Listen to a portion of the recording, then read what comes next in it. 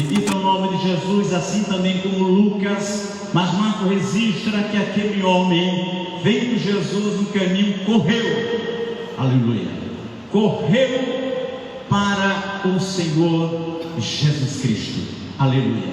Mas ele apenas não correu, diz a palavra aqui no texto que lemos, no versículo de número 17, ele se ajoelhou diante de Jesus. Louvado seja para sempre o nome do Senhor. E fez uma pergunta, louvado seja o nome de Jesus, que certamente perpassa por todos os homens e mulheres, seres humanos, aleluia, que sabem que sei que ao final desta vida tem algo além do túmulo, aleluia, existe uma eternidade que todos os seres humanos hão de enfrentar. E aquele homem fez uma pergunta, louvado seja o nome de Jesus, aleluia, comente, que farei para herdar a vida eterna? Louvado seja o nome de Jesus, aleluia. Que farei para herdar a vida eterna? Aleluia.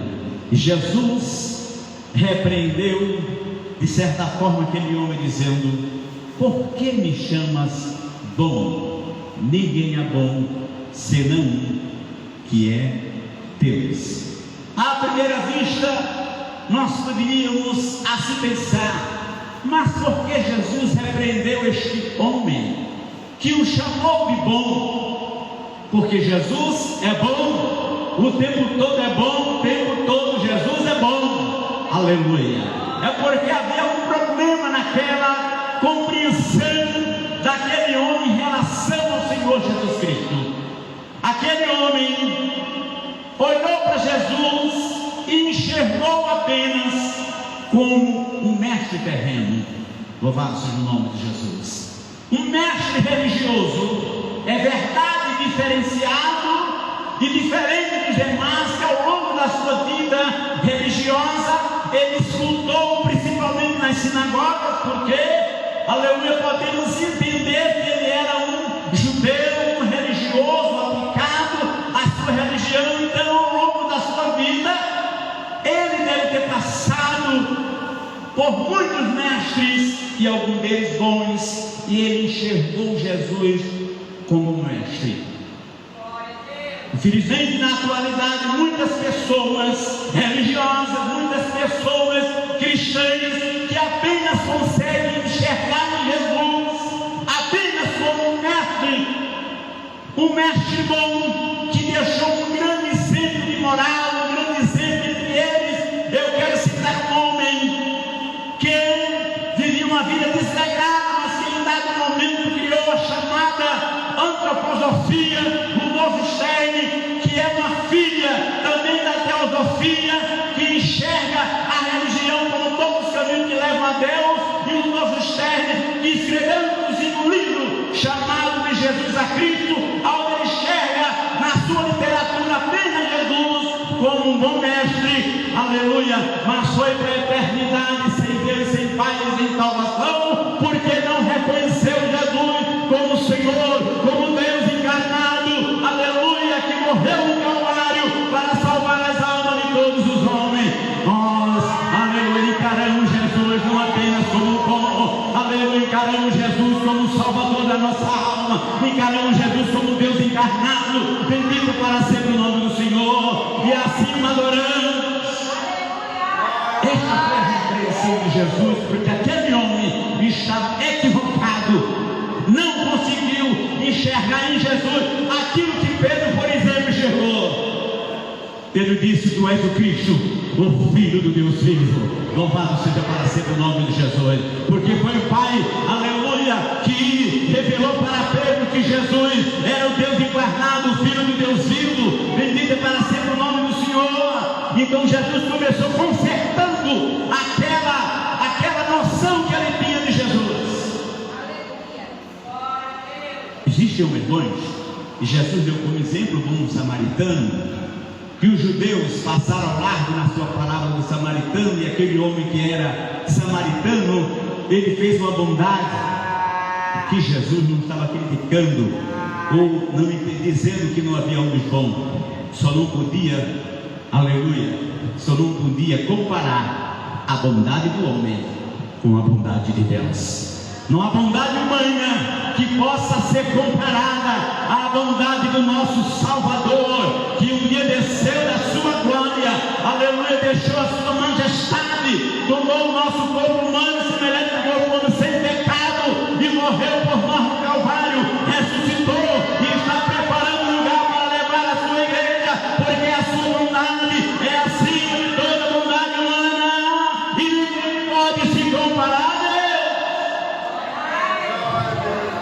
Foi o primeiro conceito que Jesus fez naquela compreensão enviesada daquele homem que apenas enxergava em Jesus um bom. E Jesus consertou aquela sua visão, dizendo: bendito é o nome santo do Senhor Jesus. Aleluia, glória a Deus. Por que me chamas bom? Ninguém há bom senão que é Deus. Em outras palavras, podemos inferir e deduzir que Jesus estava apresentando-se, aleluia, para aquele homem como Deus Salvador, como Deus de suprema bondade. Oh, glória ao nome de Jesus! Ele é bom, Ele é Deus, bendito para sempre o nome do Senhor. E em seguida, aquele homem, Jesus fez alguns mandamentos, algumas perguntas, para que aquele homem pudesse dizer não apenas a Jesus que ali estava. Certamente Jesus estava cercado por muitas pessoas e não apenas seus discípulos. Jesus queria que aquele homem confessasse não só diante dele, mas diante de todas as pessoas que o cercavam a Jesus e aquele homem que ali estava. Glória a Deus. Tu sabes os mandamentos: não adulterarás, não matarás, não furtarás, não dirás falso testemunho, não defraudarás alguém, honra teu pai e a tua mãe. E prontamente aquele homem respondeu para Jesus. Ele, porém, respondendo, lhe disse: mestre, tudo isso guardei desde a minha mocidade. Já podemos identificar aqui, por essa pergunta de Jesus, por essa resposta por este homem, que daqui a pouco vamos observar algumas características deste homem. Podemos observar que este homem ele era extremamente religioso. Ele disse guardar os mandamentos nominados ali, estavam ali com Jesus. E nós já vemos ali um problema seríssimo na religiosidade daquele homem. Apesar de ele guardar, não furtar, dele não adulterar, dele não matar, dele honrar o seu pai e a sua mãe, no entanto, aquele homem tinha uma profunda dúvida na sua vida. Era muito religioso, mas não tinha certeza de salvação. Aleluia. Ele seguia aqueles mandamentos, mas não seguia de todo o coração. E observe que Jesus, de modo proposital, quero crer, não citou todos os principais mandamentos, porque certamente ele não seguia, que é o primeiro: amará a Deus sobre todas as coisas e ao próximo como a ti mesmo. E aí estava a raiz do problema, que no final nós iremos ver. Portanto, aquele homem, apesar de ser religioso, de guardar alguns mandamentos da lei, ele não tinha certeza de salvação.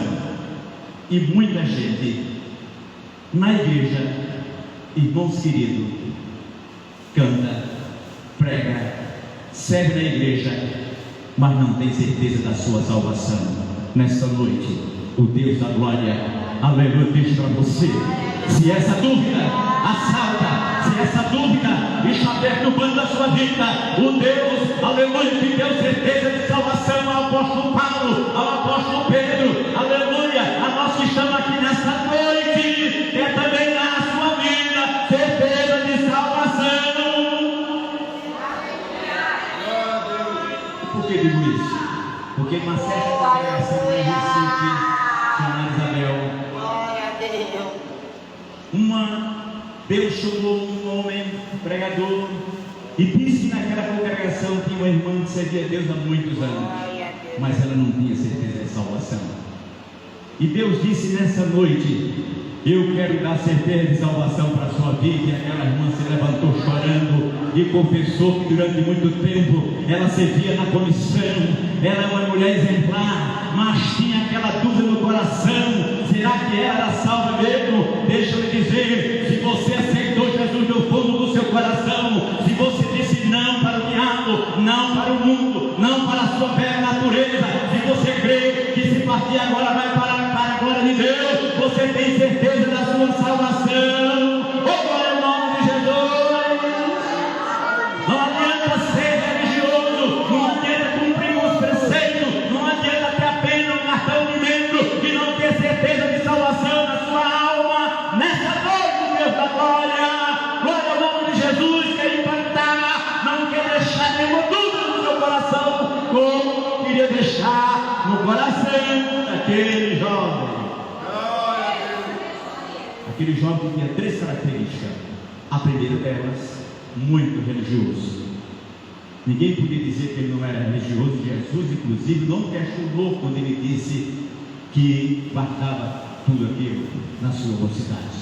A segunda característica, que é salientada pelo evangelista Mateus, aquele homem era um príncipe, portanto um político, portanto um governante, portanto uma pessoa de muita importância na sociedade ali judaica. E aquele homem, como nós vemos, era rico. Mas que adianta ser rico?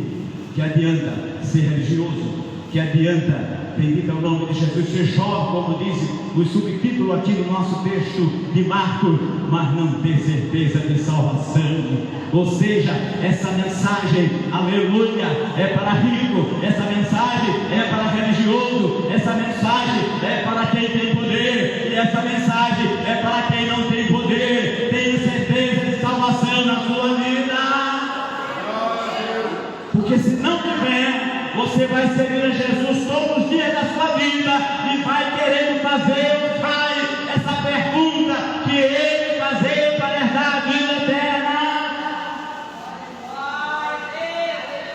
Mas o importante, apesar de persistir aquela dúvida, aquele homem veio para o lugar certo.